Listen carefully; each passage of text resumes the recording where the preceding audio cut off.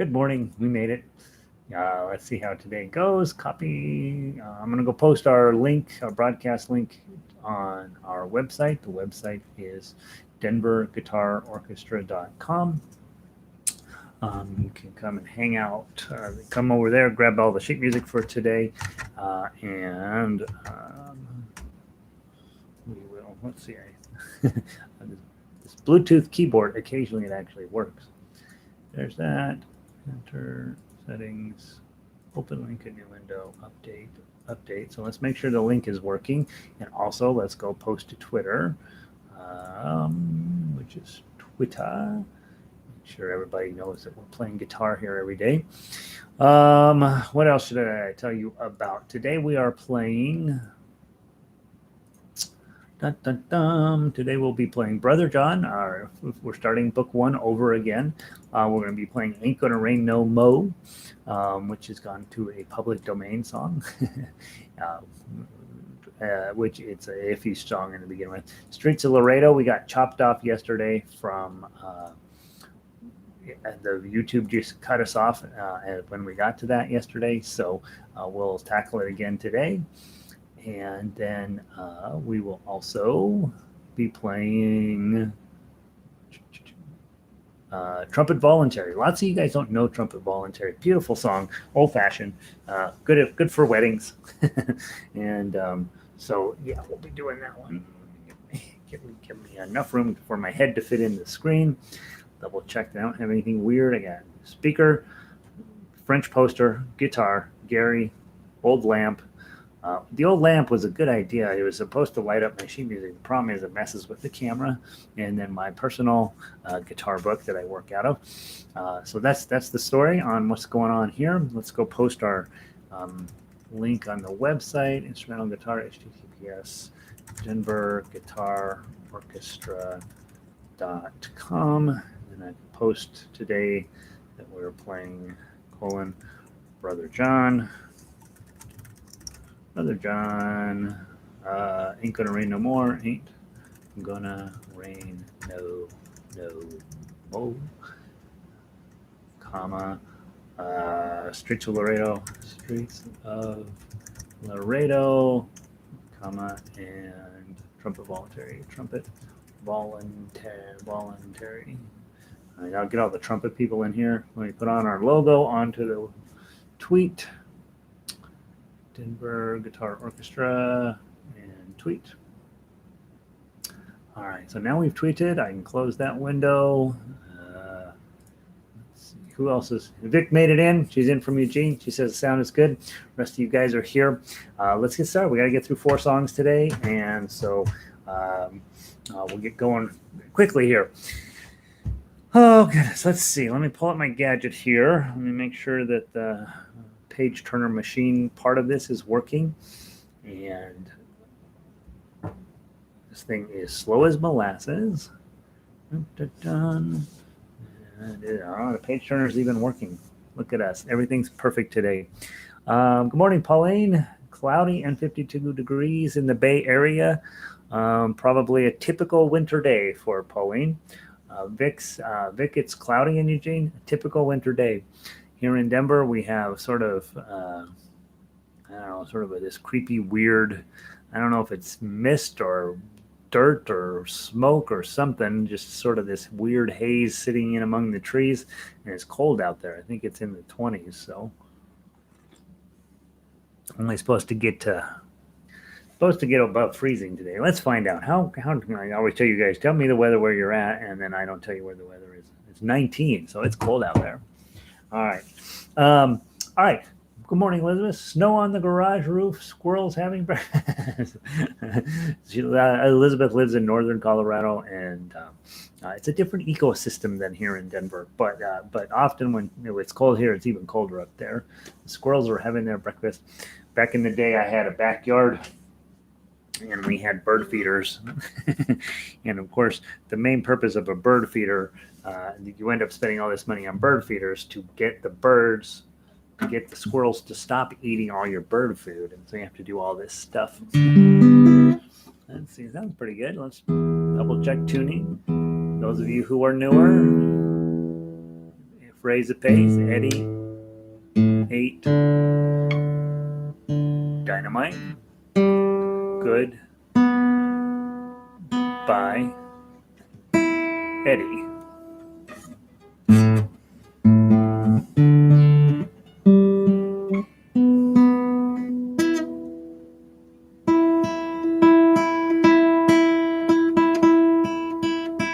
Live with that.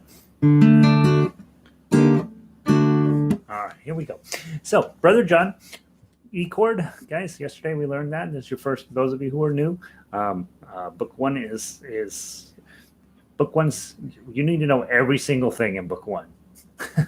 So you're going to be using all of that as we proceed into being a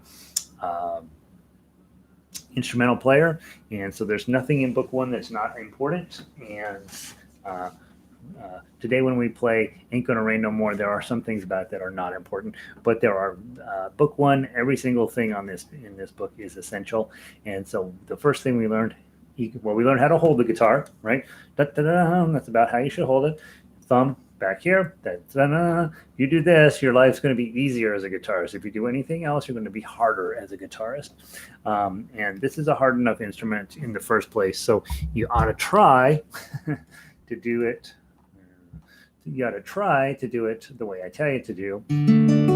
And also, most of us have guitars that are too big for us. This guitar is slightly too big for me, and that's not helpful, right? So as you are getting to be a better guitarist, you're starting to think about what guitar am I gonna? What's my next guitar? And I think the problem, you can also get too small of a guitar where you have a hard time getting your hands in there and all this stuff. That I have plenty of those.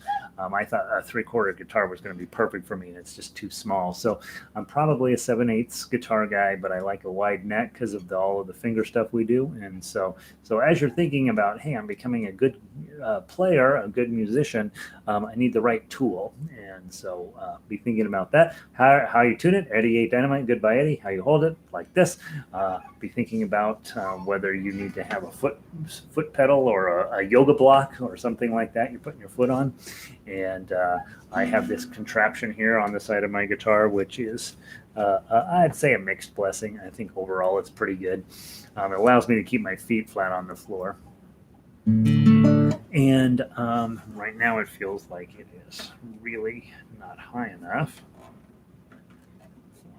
Make some modest adjustments to it, something like that. And then E chord, index finger, third string up. Remember, the strings are 1, 2, 3, 4, 5, 6. Yeah, I don't know if I said that yesterday. 1, 2, 3, third string up. Middle finger, 5 strings up, second fret, and ring finger, 4 strings up, second fret. Sounds like this.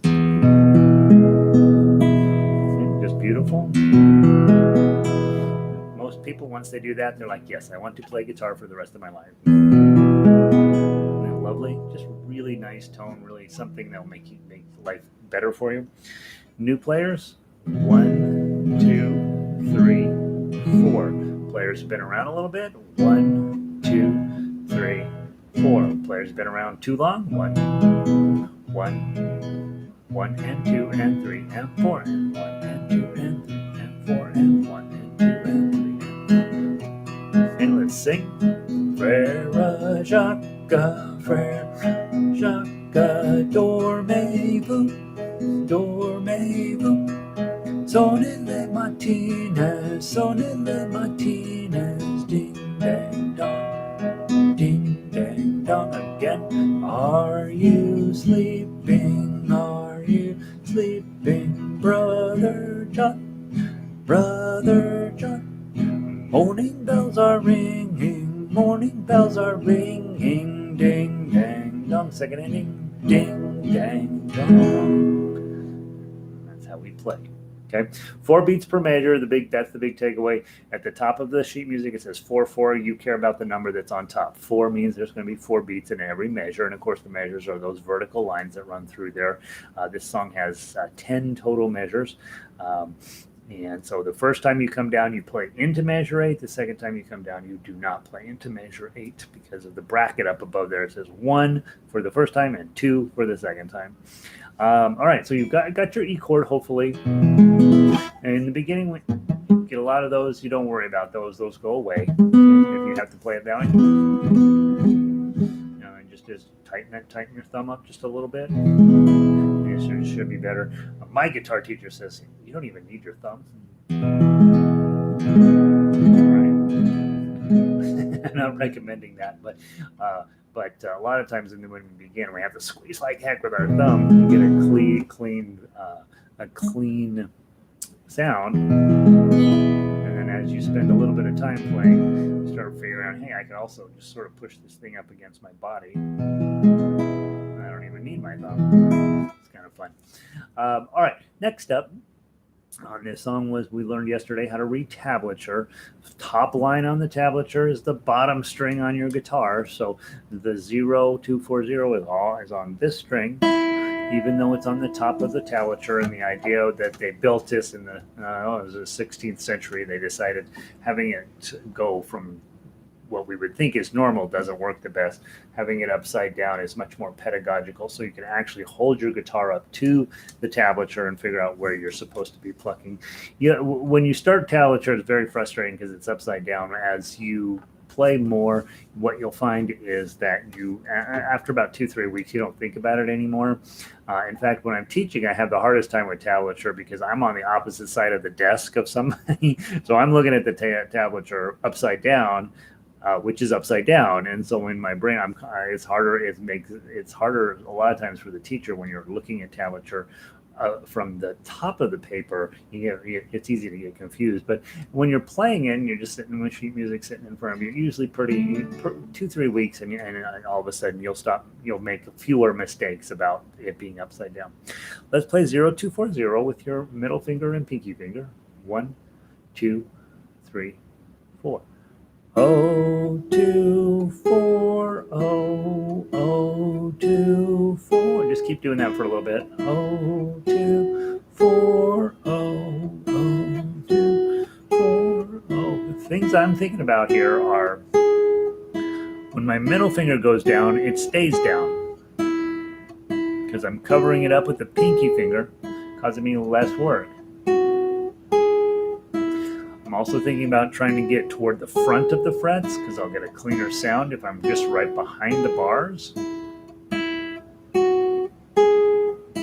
Other thing I'm thinking is just trying to keep my thumb keeping a steady pace as well as a steady pressure. I don't want to play one real loud and real quiet.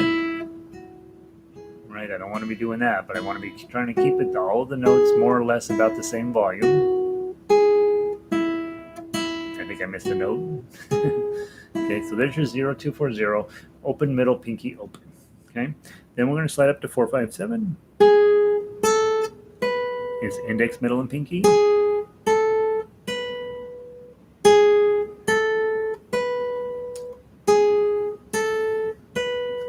morning, Evelyn. Evelyn made it in. She was out on the disc golf course. Sounds like fun. I bet that's an awesome thing to do. I've never played disc golf. I've played a lot of regular golf, but never disc golf. Now on this one, pay attention on the sheet music itself. The first two notes are quarter note, and the second note is a half note. And that you can tell that because when you're looking at the chords and lyrics line, the sheet music has a black dot for I, black dot for M, and then the P has a hole in the middle of it, and that's called a half note. So it's quarter note, half note. Quarter note is worth 1. Half notes are worth 2.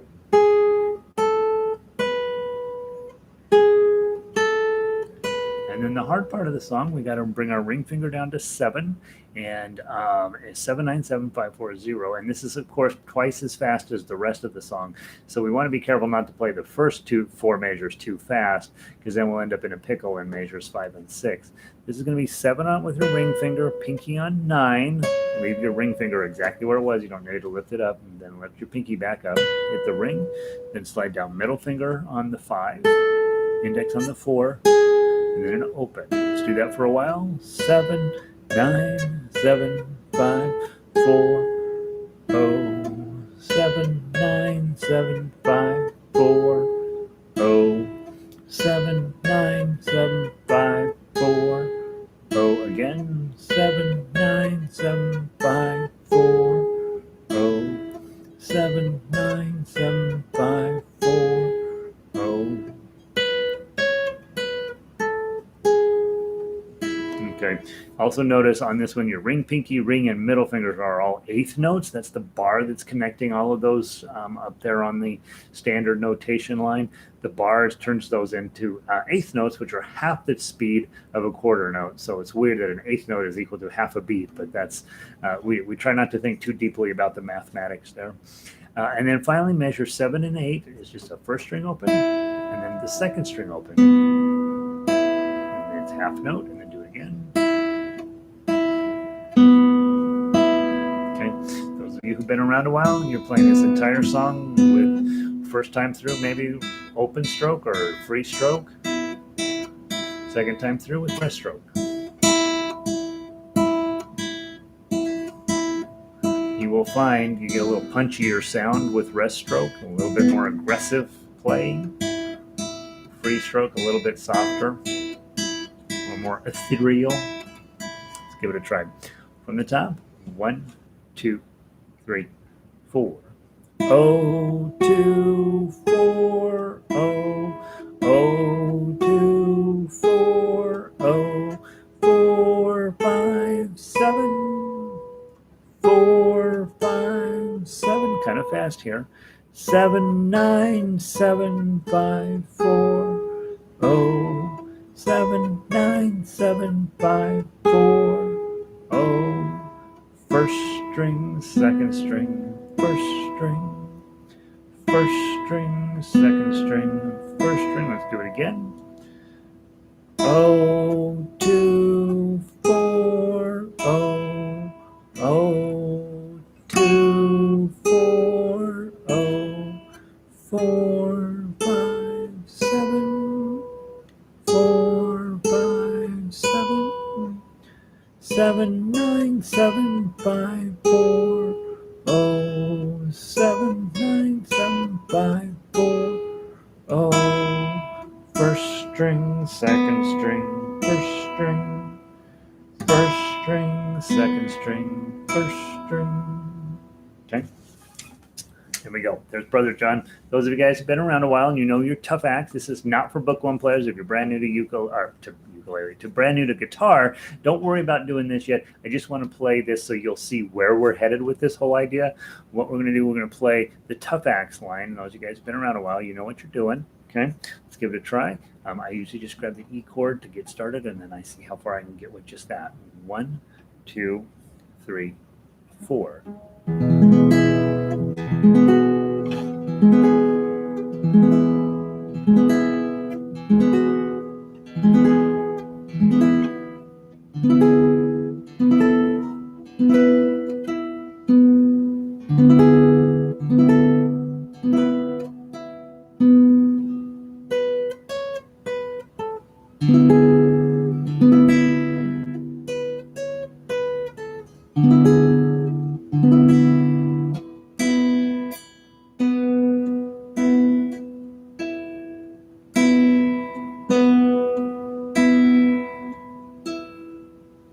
And then we won't repeat that. But you got the idea where we're taking the chords, taking the melody, combining it all together. It sounds bigger, bolder, more interesting.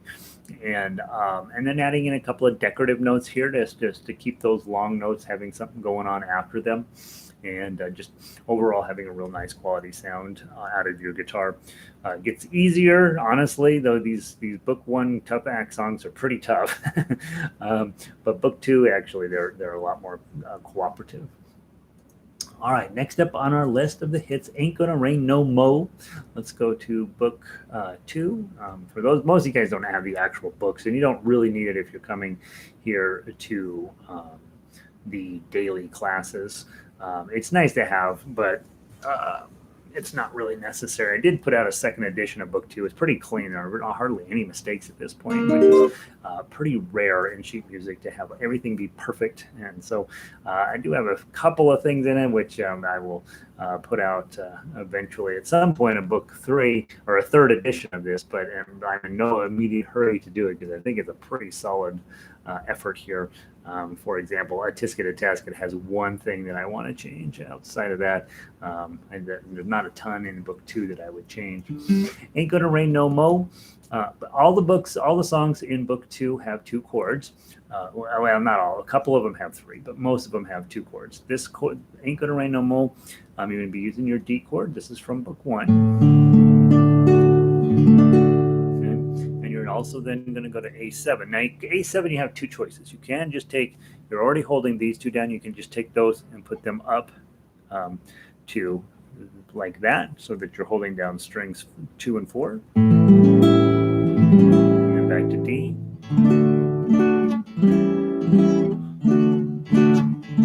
Right, so just definitely the easiest way to get to A7. The other one is to go ahead and put a full A chord on, like you did in book 1. And then, but lifting up your middle finger, okay, you'll make that A7 a lot as well. Now on this song, since there's only 2 chords, I would have probably for sure recommend D to A7 and back. But you could do D to a full A, back to D. A little more work there. Neither of those is correct. One is less work than the other, and usually anything that's less work is what we're after. This song is hilarious. Wendell Hall wrote 50 verses for this. I've given you the ones in this that I think are cute. Mostly about bugs and animals and peanuts. The other 40 of them are either wildly racist or wildly sexist, and so I didn't feel like you need to have those on your paper. But if you ever wanted to go, you can Google what their other verses are, and it's like, oh my God, that guy was a horrible human being. Very typical of writing in the throughout the 19th century and early into the 20th century. Some of the lyrics that people wrote were ghastly, and there are plenty of ghastly lyrics associated with this song. But the ones on your paper are quite lovely, and so we'll focus in on that. Let's play the D chord. 4-beat count in, 3, and then a 1-beat pickup. It's oh it, and so that's going to happen on beat 4. 1, 2, 3. Oh, it ain't gonna rain. So the pickup notes are important. That you know, hey, that's 2 eighth notes is equal to 1 beat. So you will count 3 and then do the pickup into there.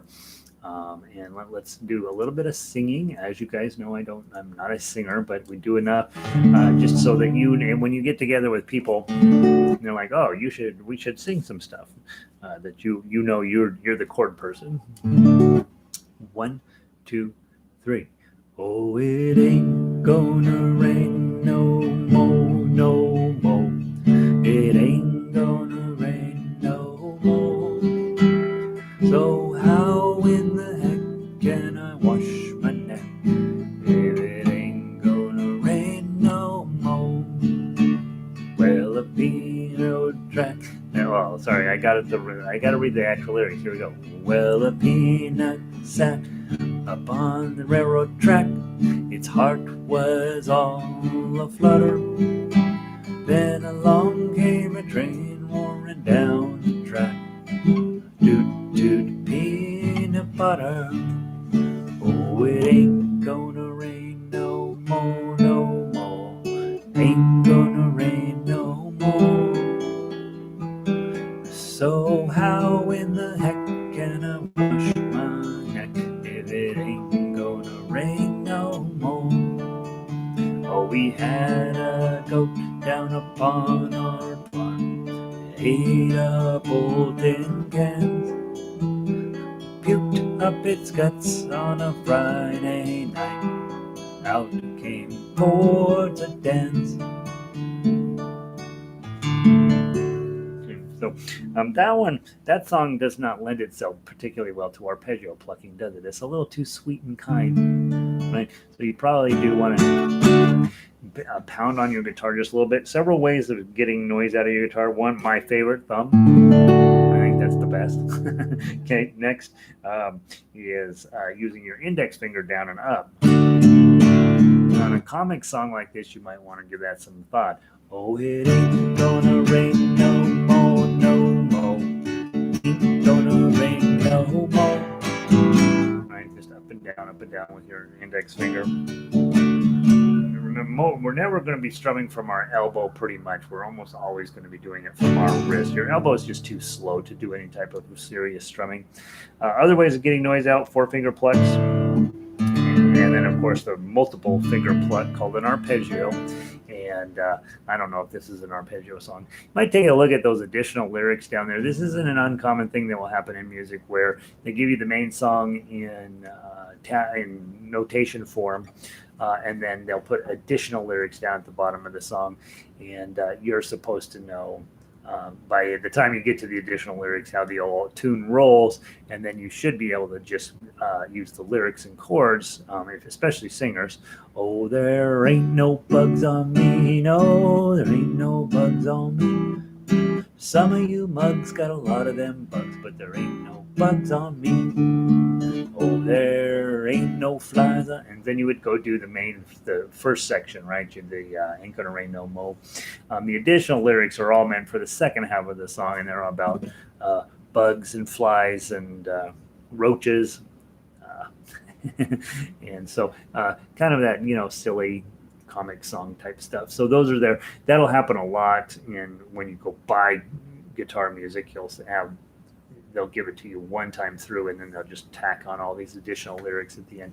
Nobody really likes that system, but it is something that happens to save paper, and folk music people don't care, right? If you're just a singer and doing your chords, once you know the melody is in your head, you don't need all this other stuff. Let's play the melody.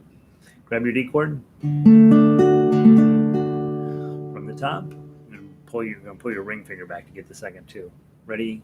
1, 2, 3.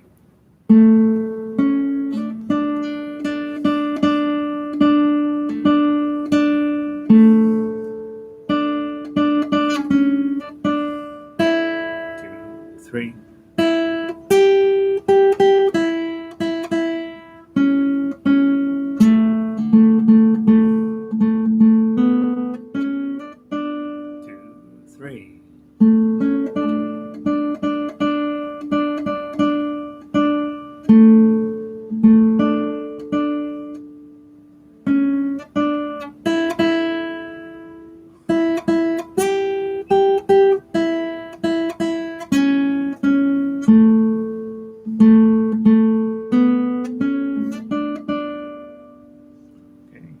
So we won't do the repeat. Not that complicated of a song. 2s and 3s, right? Not a ton of motion in your hands. You can for my money on this one, I was trying to work in my chords there, but it wasn't necessarily cooperating very well. Since it's all 2s and 3s, you pretty much play with these two fingers or these two fingers. Either one is acceptable, and great opportunity. I think the one thing that's fascinating, if you go to measure 12, the first time through, its heart was all a flutter, and so the notation says all heart was all a flutter, but you can augment that with your guitar playing. Its heart was all a flutter. Hit it twice real quick. The second time you come through, it ate up old tin cans, then the notation is correct. But if you see, it is pretty common in sheet music, if you have multiple verses, if there's 2 syllables on the same note, that means you should probably hit that note twice. It happens all the time in music. It's just a way, again, of saving paper, but you'll see that what happens there in measure 12 happen a lot, where the first time through flutter, you should really hit that note twice. You're certainly going to sing the note twice. And the second time where it's just cans, you just hit it one time. And I do it all the time. All sheet music does it all the time. So that's why you got to know how the words are as an instrumentalist. Even if you're not going to sing it, you do need to know what the words are, so that you can make it match the lyrics better. Finally, let's go grab It Ain't Gonna Rain No Mo, chords and Tough Axe. Those of you who are newer, this is a great song to get started on in terms of its general overall complexity. This is a pretty straightforward piece of music. So we start with our D chord. We're going to pull our ring finger back to get the second 2. So it's start from the top. Ready? Let's walk through it and then we'll play it. So we do the 2. So since we're holding in D chord, we can't do that. We're going to have to pull it back. 2, 2. Now make your D chord. Strum 3, 0, 2, 3. Couple threes. Strum it again. Hit the 3 again. Strum it again. Hit the 3 again. You're already holding the 2 down. Okay, strum it again. 3, 3. Ring finger back. Back up. And then switch to A7. Strum it again. Gonna have probably your pinky or your ring finger to get the 3 here. Lose the pinky or ring finger. Hit the 2 zeros. A partial strum. And you see you've got 2s on this 3rd string, but you are holding it open. So either you're gonna have to bring up your ring finger there. Or you probably. I usually try not to pull down my upper finger. I'm going to try to pull up my middle finger to there. How in the heck can I wash my neck if it's in 0, 2, 2? Ain't gonna rain. Add your ring finger. No. And then D chord. More. And then a couple of decorative. Just that 0's just decorative there, not doing any job other than filling up space. 2, 2. And 2, 2, D chord. Peanut sat on a railroad track. Its heart was all change to A7. Flutter. Right, and that time don't strum it twice, just hit that top string twice. Flutter. Then add your ring finger probably. Down. Maybe ring, maybe pinky, whichever is easier for you. Long came a train roaring down the. Move your middle finger up. Track. Toot, toot, pea. Add your ring finger. Nut, butter. Okay, that's how we play. Let's play it through twice. Top 2, major 16. Come back up. Play it again. Don't play 16 the second time through. 1, 2, 3.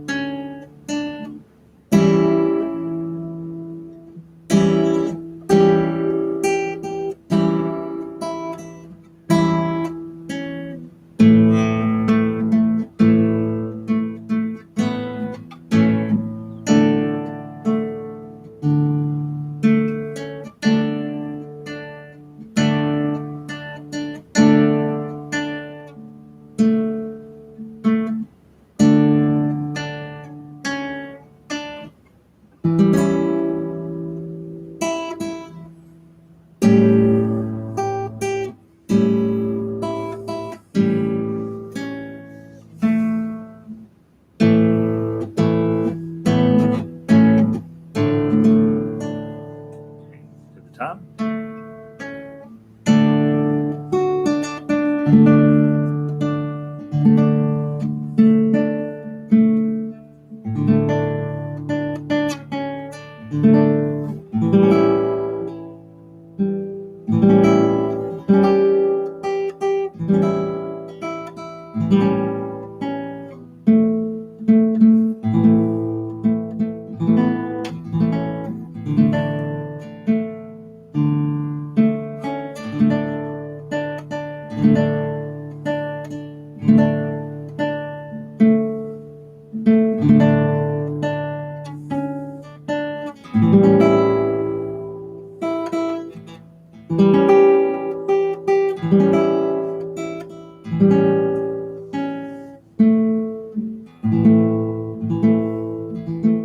Second ending.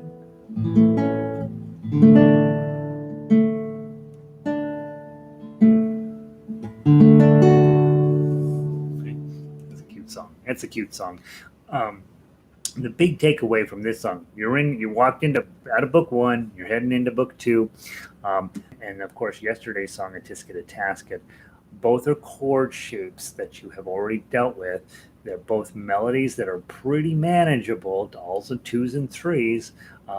And so then your real focus is on getting used to tough acts. Okay. And both yesterday's song and today's song really do give you a lot of horsepower with getting your A chords on, your D chords on, and your E chords on, and then using them for more than just playing one style or the other. You're combining the chords that you would typically sing with the melody playing, which you would typically use in an ensemble setting, then you combine them together. And that's what's going to ultimately lead to you being a fingerstyle guitarist, which and classical guitarist and jazz guitarist, right? That's the three things that leads to. It does not necessarily lead to rock playing, because rock players have a tendency to be a lot more chord and scale based, whereas in fingerstyle jazz and classical, we're always doing chords and melody at the same time.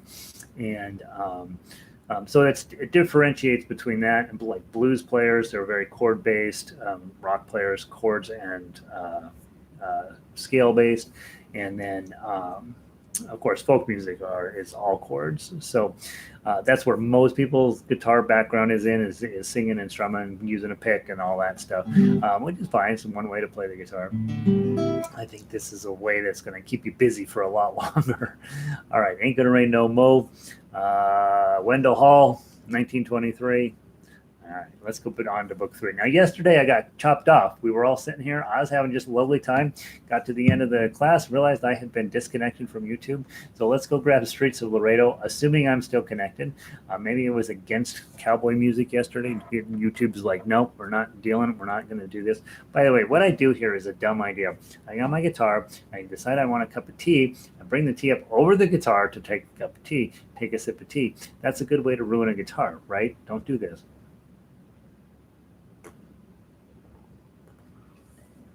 Oh, but it feels so good. All right. You reach a certain age, your drug is caffeine. Let's go Streets of Laredo. I want to sing through it real quick so you know what it is. I don't know how many verses there are. The verses are it's just the dumbest song in the history of the world. Not the history of the world. It's a dumb song. Cowboy shot, and Cowboy was down at the Card House. We assume he did something bad. He admits to doing something bad, and then he gets shot. And then he's laying there in the streets, blood everywhere, wrapped in white linen, meaning they're trying to save him, but it's not going to work.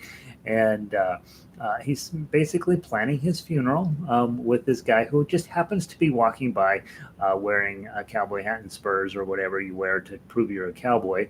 And so the song itself just couldn't possibly be more inane, but the melody of it is really wonderful. And it again takes advantage of those book 1 chords, A chord instead of E chord, you're going to use an E7. Just lift your ring finger up. And then, of course, D chord's going to show up. Cowboy music is wonderful because you put it in the key of A, and then you get an open D string, and an open A string, and an open E string, and all of a sudden you got that boom, chuck-a-boom, chuck-a-boom. I'm a cowboy riding a horse kind of feeling to it. And don't be confused. That a lot of classical music does that exact same thing. They'll put it in the key of A or A minor. So that you can take advantage of these open A, D, and E strings. The chords. Let's do a major 7th version of it. As I walked out. I wonder what the major 7th is. There it is. I could do a jazz version of this. As I walked out on the streets of Laredo. I'm going to do that. That's funny. Regular A chord, regular E7, regular D. Okay. As I walked out on the streets of Laredo. As I walked out on the streets of Laredo, as I walked out on Laredo one day, I spied a young cowboy all dressed in white linen, dressed in white linen. Here's the hard part. Get ready for E7 and back. Cold as the clay. I see by your outfit that you are a cowboy. These words he spoke as I slowly passed by. Come sit down beside me and hear my sad story. Shot in the chest, and today I must die. And it goes on. He plans his funeral there. He's got a bullet in his chest. Things are not going well for the poor guy. He wants to have, roses and pretty maidens and pallbearers and all this. So they're planning his funeral. And it's dumb enough. The whole thing is, it just makes you like, why am I doing this song? You're doing it for the melody, right? Who cares what the words are? And then when we get to the ending is, we loved our young cowboy, although he'd done wrong. And you're like, oh my Lord. This is why you can't trust people dressed as cowboys. I grew up in a family with the horses and stuff, and I know that this is not how it works at all. The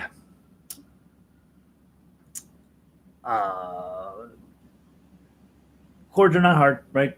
Okay, that last chord change, though, is going to come up in your life. A, E, A. So you want to be, that happens a lot in music, those little bum, bum kind of finishes. And so don't think that that's not something you'll ever have to do, because you will. Let's play the melody from the top. 1, 2.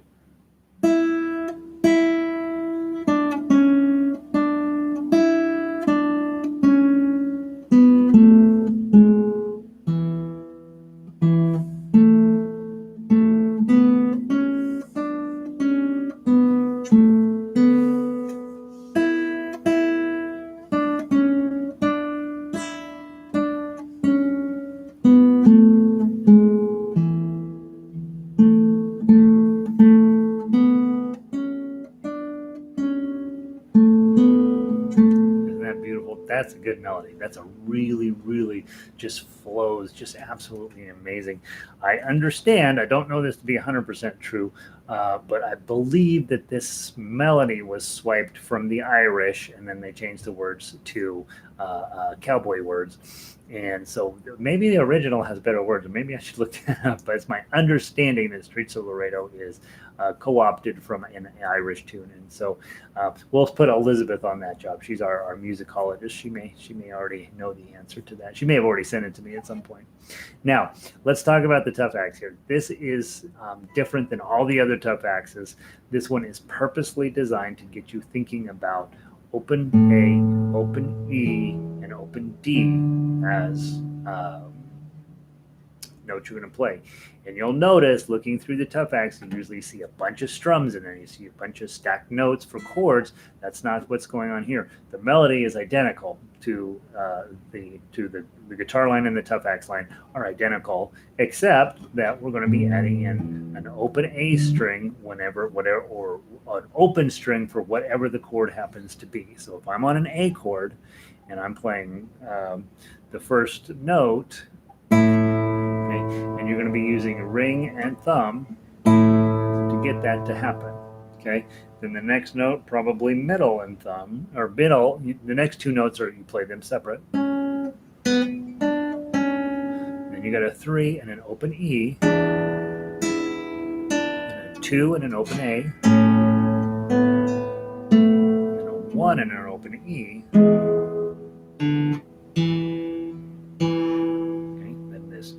Third string 2 with an open A. Then you've got an open D and a second string open. Open 2 on the second string, open A. Second string open, 5th, 6th string open. start the main idea again.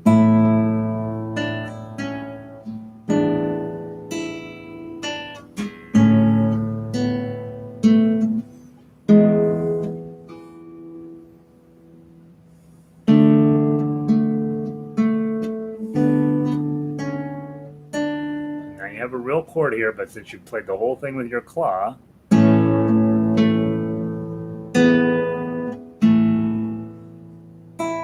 pick up, go back again. Okay, so let's play it through a couple of times. We'll play it real slow. The Bard of Amach. We don't even have to ask it. We don't even really have to dig into it, right? So this song is from a different song 300 years ago, Elizabeth. Okay. Thank you, Elizabeth. I'll look it up. We'll find out. The Bard of Amach. I kind of like that. Amach. I wonder how you say it in Old Irish. Let's play through it twice. We'll go really slow. Again, thinking about your walking. It's not really a walking bass line. It's an open. It's using these three bass strings to your advantage. Some of you may have seen on YouTube harp guitars where they'll have a regular guitar and then these giant strings that come up over here. And those are always left open. Yeah, it was common when you had lute music to do the same thing. You had a lute you would play down here just like any other instrument, but then there were all these extra strings along here which were tuned to open notes, and so you could create this deeper sonorous effect of here's a G chord, but here's a really low G note, bong, and you could really you would tune those upper strings, and you wouldn't fret them. You would just use them as sort of this bass note. And that's really what's going on here. When it's an A chord, you're playing an A in the bass. When it's an E, you're playing an E in the bass. And when it's a D, you're playing the D in the bass. And so while we don't have 87 strings on here, we're just using the upper three strings. And that melody does sneak up onto the fourth string occasionally, right? So in those cases, your melody is sharing a string with the bass notes. But then it's going back down, and you're using these essentially like a bass player would use them, sort of rooting the note the whole song through. Let's give it a try 2 times through, real slow. 1, 2.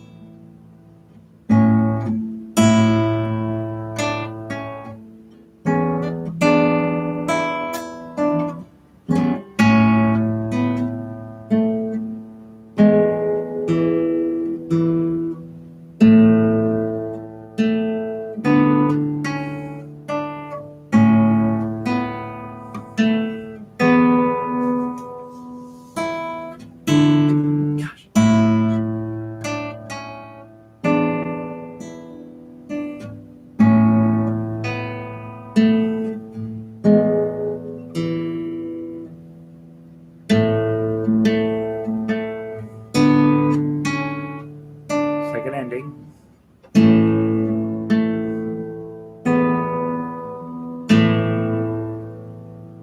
then put on a nice strum at the end. Maybe not. Let's get rid of that. That was my idea initially. I don't like it. Let's put a fermato over that last little thing there, if that'll work. All right. So nice tune, right? Very pleasant. And I'm sorry we didn't get to what we were supposed to get to today, but I do love that walking bass line. So what I'll do tomorrow is we're going to move Trumpet Voluntary to tomorrow. And maybe we'll just ditch Waltzing Matilda for the week. That way we don't have to rush. Tomorrow we'll do Brother John, Alouette, and Trumpet Voluntary. And then Waltzing Matilda is not that really great, is it? It's a fun song to sing and strum. It's not that fun.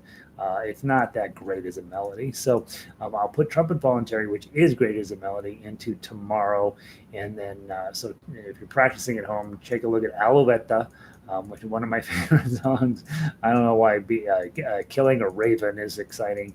And then Trumpet Voluntary. When you're working on Trumpet Voluntary, you really need to go listen to MP3 a couple of times. You'll know the tune, but it's not one that we hear a lot of anymore. And so on the website, over on the right-hand side, you have your widget. So slide down. It's song number... At the moment, it is song number 123 in the list of the hits. Go listen to it a couple times, and then you'll recognize the tune, and you'll be like, okay. But it's a little bit of work. There we go. So that's what I know about guitar today. Elizabeth says, The Bard of Mama, Streets of Laredo, sung by Vince Gill from the documentary The Long Journey Home. I listened to it on the CD on the car. So see, Elizabeth knows everything about music.